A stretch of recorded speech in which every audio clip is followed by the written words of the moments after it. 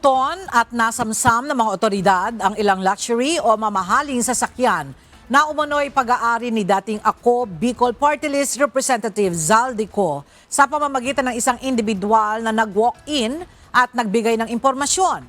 Ito ang inihayag ni Independent Commission for Infrastructure o ICI Special Advisor Rodolfo Azurin Jr. Hindi na idinetalya ni retired General Azurin ang pagkakakilanlan ng nabanggit na individual, ngunit anya, hindi ito konektado sa ICI, pulisya, maging sa militar. Wala ring ibinigay na kumpirmasyon si Azurin kung ang nasabing individual ay konektado kay dating Congressman Zaldico. Walk-in lang yung nagpunta sa amin para ituro yung ano. Meron siyang kaalaman, gusto niyang tumulong, gusto niyang malaman kung nasaan yung mga sasakyan ni Zaldico. So, yun.